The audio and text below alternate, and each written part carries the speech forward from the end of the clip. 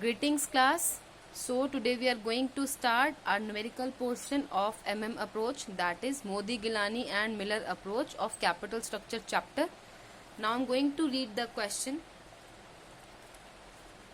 This is the question which you have to attempt in theory as well as the same type of question will be given as numerical.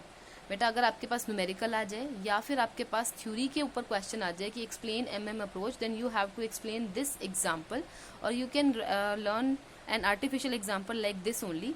जो भी statement रहेगी आपकी और जो बेशक से statement थोड़ा बहुत इधर उधर हो जाए कोई प्रॉब्लम नहीं है, but you have to write this numerical as artificial example in theory part also. Okay, so illustration is the following is the data regarding two companies A and B belonging to the same equivalent class. equivalent risk class मतलब क्या है, दो companies हैं A and B, दोनों की risk class जो है वो सेम है. कंपनी A में क्या है, कंपनी B में क्या है. सबसे पहले दे रखा है number of ordinary shares. Ordinary shares का मतलब होता है equity shares, and we are given with the equity shares in company A they are given as 1 lakh shares and company B we are given with 1,50,000 shares. 8% debentures are given.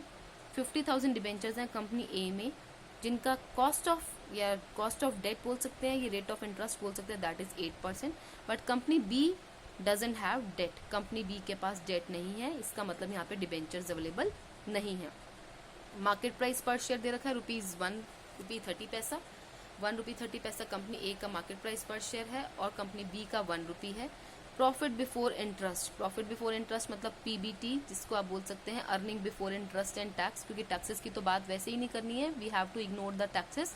तो profit before interest यानी EBIT ही given है आपको, that is given. Company A का 20,000 है and company B is also given as 20,000.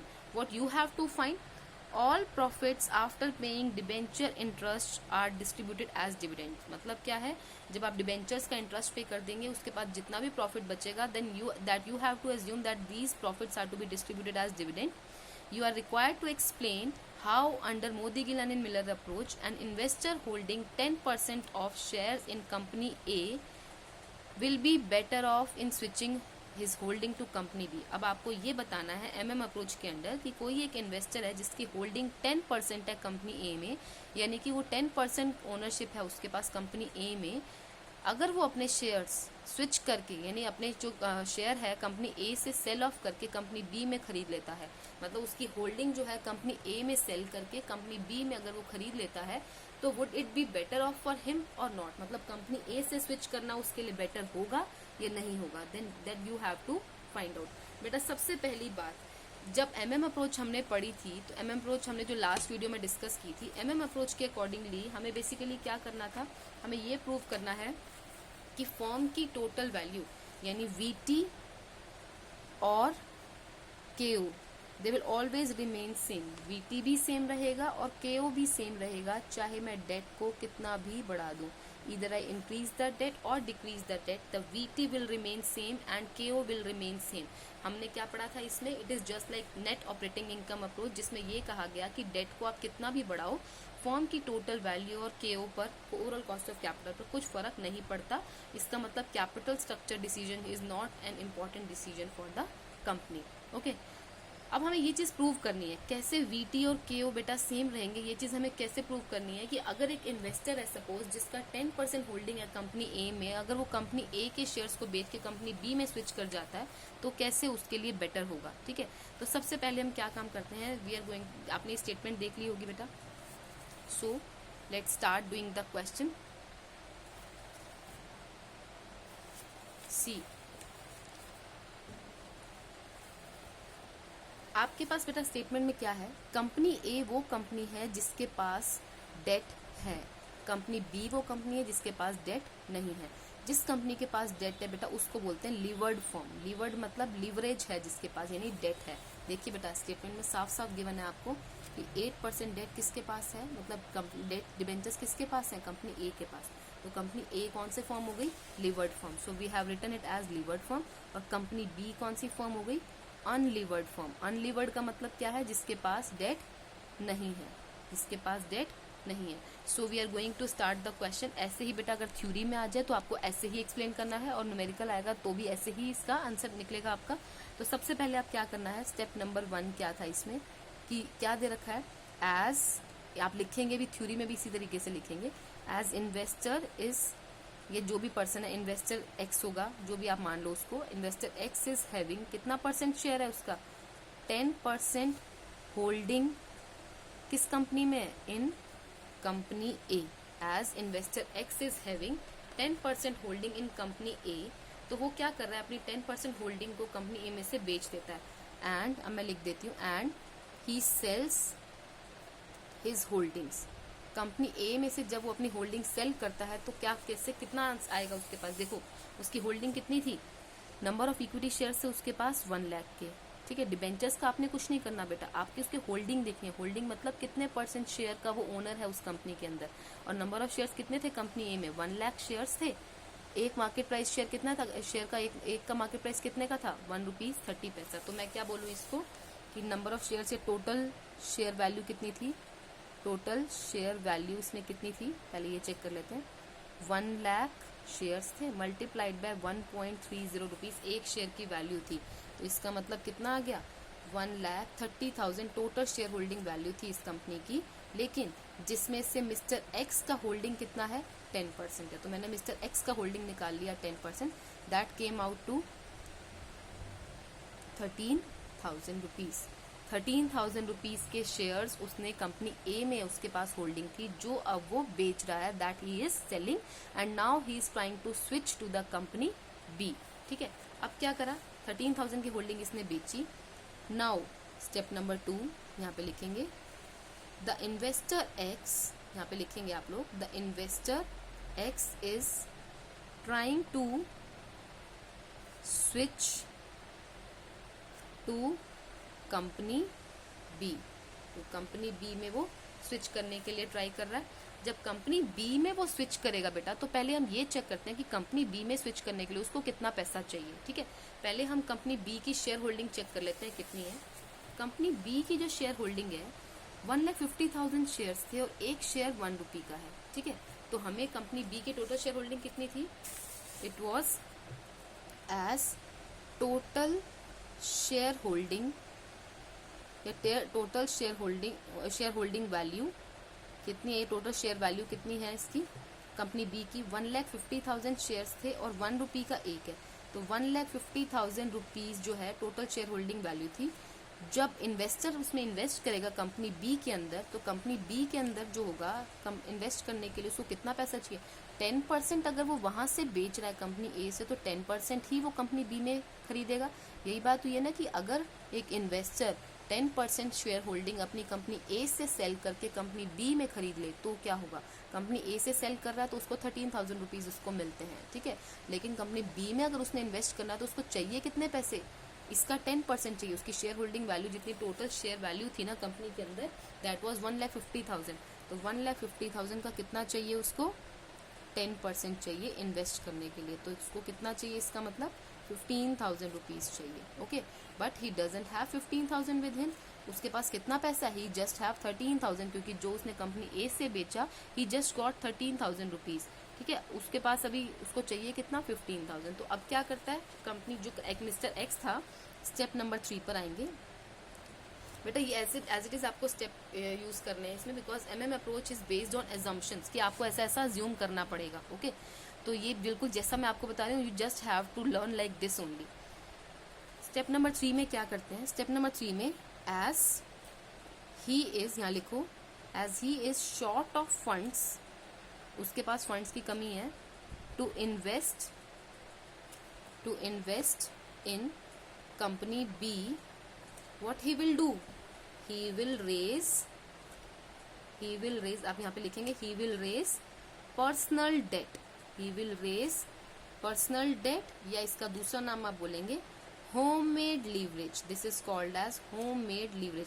बेटा exam में कभी कभी क्वेश्चन आ जाता है कि होममेड लीवरेज क्या होता है, 2 मार्क्स में भी आ जाता है कई बार, और इस क्वेश्चन के अंदर भी ऐसे ही आ सकता है, व्हाट इज होममेड लीवरेज। तो आपको इसमें ये लिखना है, when an investor is switching to another company and selling of the shares of one company and switching his shares to another company, and the company which is not having debt, जो company जिस company के पास debt नहीं है उस company के पास debt नहीं है, तो इसीलिए वो क्या करता है, पर्सनल लेवल पे होममेड लीवरेज रेज कर लेता है। बेटा इस क्वेश्चन में जैसे हमने देखा कि कंपनी बी के पास डेट नहीं था, तो उसने क्या करा, कंपनी बी के पास डेट तो नहीं है तो बट उसके पास भी पैसे शॉर्ट पड़ रहे थे, तो उसने क्या करा, जो कंपनी बी के पास डेट नहीं था उसको कंपनसेट करने के लिए होममेड लीवरेज रेज कर लिया, या पर्सनल लीवरेज को या पर्सनल डेट को रेज कर लिया। ठीक है, तो अब उसके पास पैसे कैसे आएंगे, एक बार चेक करते हैं डेट कैसे रेज करना। Let's check. सी, अब डेट कितना रेज करेगा ये चेक करते हैं सबसे पहले। ठीक है, डेट कैसे रेज करेंगे, कंपनी ए के पास डेट कितना था, 50,000 डिबेंचर्स थे। ठीक है, 50,000 के 50,000 के इसके पास डिबेंचर्स थे। Wait for a moment class, 50,000 rupees के डिबेंचर्स थे इसके पास। ठीक है, 50,000 रुपीज़ के अगर इसके पास डिबेंचर्स हैं तो 50,000 जितना उसके, अब डेट कितना रेज करेगा, अब लिखेंगे mister X will raise debt of rupees, कितना डेट रेज करेगा, अब यहाँ पे लिखेंगे। कैसे चेक करना है आपको स्टेटमेंट में दिया नहीं होता मिस्टर एक्स ने कितना डेट रेज करना है, वो खुद से रेज करेगा। कैसे पता चलेगा, जितना डेट कंपनी ए के पास था ना उसी का ही 10% रेज कर लेगा, क्योंकि उसकी शेयर होल्डिंग कितनी थी, उसकी शेयर होल्डिंग थी 10%, तो जितना कंपनी ए का डेट दिया हुआ था 50,000 उसी का ही जितना शेयर होल्डिंग का परसेंटेज था उतना रेज कर लेगा। So it comes out to 5,000 rupees. अब मिस्टर एक्स के पास डेट से रेज करके तो आ गए 5,000, कंपनी ए के शेयर सेल करके कितने आए थे 13,000, तो 5,000 प्लस 13,000 केम आउट टू 18,000। अब मिस्टर एक्स के पास 18,000 रुपीज़ हो गए हैं जब वो कंपनी बी में इन्वेस्ट करना चाहता है, तो 18,000 रुपये उसके पास अवेलेबल है अगर वो कंपनी बी में इन्वेस्ट करना चाहता है तो। ओके, बट अब हम बात करते हैं इनकम साइड की। इनकम साइड मतलब अब दोनों की इनकम पे क्या फ़र्क पड़ता है, अब यहाँ पे लिखते हैं हम इनकम ऑफ इन्वेस्टर।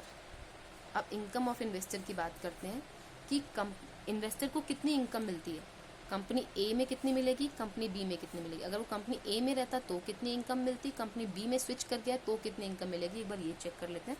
सबसे पहले कंपनी ए की कर लेते हैं बेटा।